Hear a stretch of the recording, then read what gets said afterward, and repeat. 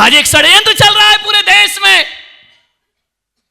महाजन कौम की बेटियों को बर्बाद किया जा रहा है। आए दिन तुम देख रहे हो, उनकी आबरुआं लूटी जाती हैं, उनके साथ खिलवाड़ हुआ करता है, उनकी अस्मिता लूटी जाती है, और पूरे हिंदुस्तान में एक षड्यंत्र रचा जा रहा है सुनियोजित तरीके से। हमारी भारत की संस्कृति को तहस नहस करने का दुष्प्रयास चल रहा है, हमारी परंपराओं को छीना जा रहा है, हमारी धार्मिक आस्थाओं को छीना जा रहा है। और ये बेटियां गोरी चमड़ी और अच्छे स्मार्ट शकल देख करके अपनी जिंदगी को बर्बाद कर लिया करती। मत करिए ऐसा, ध्यान रखिए। साल 2 साल में क्या फेसबुक से दोस्त बन जाता है, क्या रास्ते में दोस्त बन जाता है। 1 साल के प्यार में 26 साल के प्यार को ठुकरा कर बेटी भाग जाया करती है। जिस माँ बाप ने बड़ा किया है, पाल पोस करके बड़ा किया है, जिस माँ बाप ने इतने एहसान किए हैं तुम्हारे ऊपर, अपने अरमानों का गला काट करके तुम्हारी जिंदगी को बनाना जिस माँ बाप का सपना रहा है, जिस माँ बाप ने तुम्हें इज्जत की जिंदगी दी है, आज उस माँ बाप का सिर झुकाकर समाज में तुम चंद दोस्तों के साथ भाग जाया करती हो। ध्यान रखिए, ये कैसा तुम्हारा जीवन है। मान्यवर, निवेदन है मेरा आपसे, वो स्थिति होती है ऐसी बेटियों की कि यहां से हमारी समाज की बेटियों को ले जाया जाता है, उनका दैहिक शोषण होता है, और जब जी भर जाता है कामुकता की मंडी में उन्हें बेच दिया जाता है। ध्यान रखना, वो बेटी जो भाग करके गई है वो दोबारा कैसा जीवन जिएगी? दोबारा समाज क्या उसे एक्सेप्ट करेगा? क्या परिवार उसे एक्सेप्ट करेगा? क्या कोई लड़का ऐसा है जो भागी हुई लड़की से शादी करने की ताकत रखता हो? कोई नहीं करेगा। ध्यान रखना, उसके लिए एक ही रास्ता बचता है, फिर वो आत्महत्या कर लेती है या कामुकता की मंडी में जाकर व्यवसाय और देह का धंधा प्रारंभ कर दिया करती है। मान्यवर, सावधान हो जाएं हमारी बेटियां। एक बात याद रखना, इज्जतदार घर की लड़की अपने मुंह से पति नहीं मांगा करती हैं, जो माँ बाप दे देते हैं उसे स्वीकार कर लिया करती हैं। ध्यान रखिए, अपने मुंह से अपना पति मांगते हो, ये कैसा चरित्र है हमारा? अरे हम तो उस परंपरा में जीने वाले लोग हैं, हम उस संस्कृति में जीने वाले लोग हैं जहां पिता यदि कोढ़ी से भी शादी कर दे तो मेरे समाज की बेटी कोढ़ी श्रीपाल को भी अपना भाग्य समझ के स्वीकार करती है, और वह कहती है यदि मेरा भाग्य सही होगा तो इस कोढ़ी को भी कंचन सी देह में परिवर्तित कर दूंगी। ध्यान रखना, ये हमारी आदर्श हैं। ये रारिया मैना सुंदरी हमारे देश की आदर्श है, समाज की आदर्श हैं। इन्होंने अपने मुंह से पति नहीं मांगा, पिता ने कहा बोल बेटी कैसा पति चाहिए, बोल बेटी कैसा पति चाहिए। उसने कहा जो मेरे भाग्य में होगा वही मेरा पति होगा। कोढ़ी की देह को कंचन बनाने की ताकत रखो बेटियों। ये चमचमाती देह में फिजूल में फिसल करके जिंदगी को बर्बाद मत करिए। मैं माताओं बहनों से भी निवेदन करूंगा, अपनी बेटियों को विश्व सुंदरी बनाने का सपना मत देखो, अपनी बेटियों को मिस वर्ल्ड बनाने का सपना मत देखो।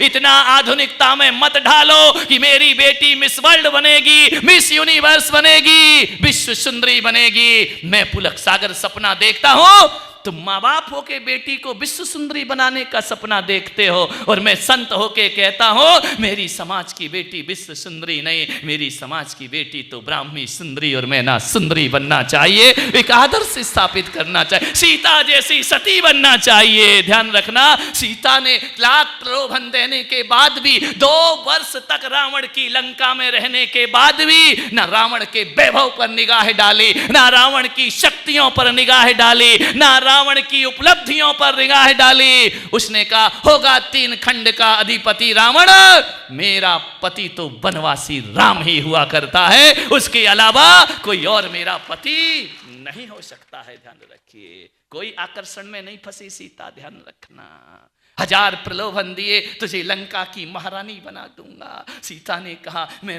राम की नौकरानी बनाकर जिंदगी काट लूंगी, लेकिन रावण की महारानी बनने को तैयार क्या शील का प्रभाव था सीता का। एक तिनके के सहारे जहां चारों तरफ दुश्मन ही दुश्मन रहा करते हैं, एक तिनका यदि चरित्र का सामने कर देती थी तो रावण के पसीने छूट जाया करते थे सीता का स्पर्श करने के लिए। ध्यान रखना, एक तिनका भी हमारा सहारा बन जाया करता है। मान्यवर, ये हमारी समाज, हमारे देश के आदर्श हुआ करते हैं। मेरे समाज का एक धर्म ऐसा है, मेरे समाज में ऋषभदेव का दरबार लगता है, और जब दरबार लगता है बेटी पूछती है कि पिताजी आप 3 लोक के नाथ हैं, सारी दुनिया आपको माथा झुकाती है, आपके चरणों का वंदन किया करती है, बताओ पिताजी क्या दुनिया में कोई ऐसा है जिसके आगे आपका सिर झुकेगा। ऋषभदेव ने कहा ये जो अवसर्पणी काल है, इसमें काल दोष के कारण बेटियों मुझे जब तुम्हारा विवाह करना पड़ेगा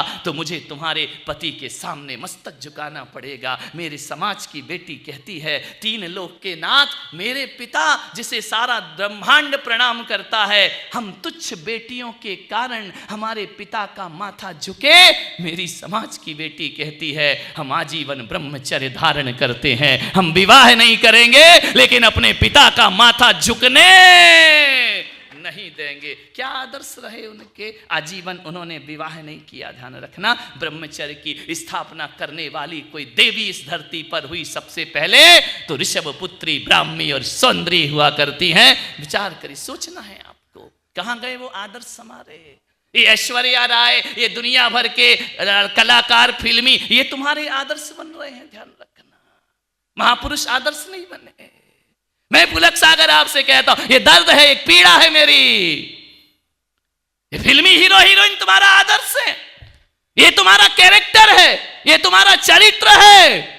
अरे पागलो, वो फिल्मों के पर्दे पर जो दिखते हैं ना ये लड़के जो हीरो कपड़े उतार कर खड़े रहते हैं, कुछ नहीं होता, वो नोट कमा रहे हैं और तुम्हारी जिंदगी बर्बाद कर रहे हैं। ध्यान रखना, उन्हें पैसा मिलता है, तुम्हारा चरित्र चला जाता है। ध्यान रखिए, वो तो नोट कमा रहे, वो तो मूर्ख बना रहे हैं सारी दुनिया को।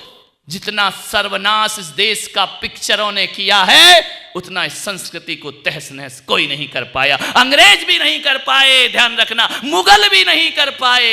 सबसे ज्यादा हमारी सांस्कृतिक विरासत और चारित्रिक पतन में कोई कारण है तो तुम्हारी फिल्मों में आने वाली ये पिक्चरें तुम्हारे चरित्र के पतन का कारण है। मेरे भाई ध्यान रखिए, आपके घरों में इंटरनेट है, आपके मोबाइलों में इंटरनेट है, 24 घंटे क्या देखते हैं ये लोग। ध्यान रखिए मान्यवर, ये तुम्हारे जीवन को तहस नहस कर देंगे।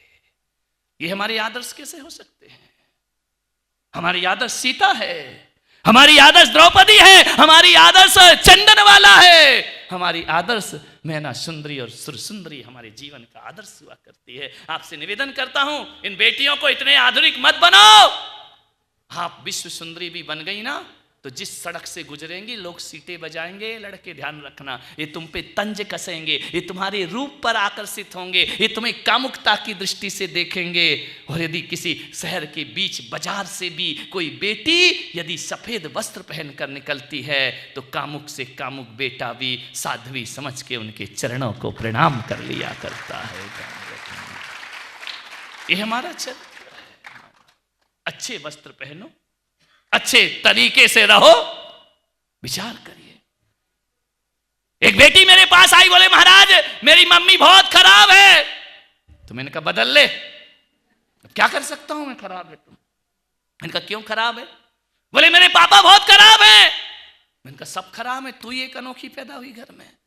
मैंने कहा क्यों खराब है? बोले देखो ना, मेरा भैया 12 बजे रात को भी आए तो मेरी मम्मी कुछ नहीं बोलती है, मेरे पापा कुछ नहीं बोलते हैं, वो कुछ भी पहने कुछ नहीं बोलते हैं, मेरे पहनने पे रोक लगती है। मैं लेट घर आ जाऊं 5 मिनट स्कूल कॉलेज से 10 प्रश्न पूछे जाते, कहां थी, क्यों गई थी, क्यों लेट हो गई।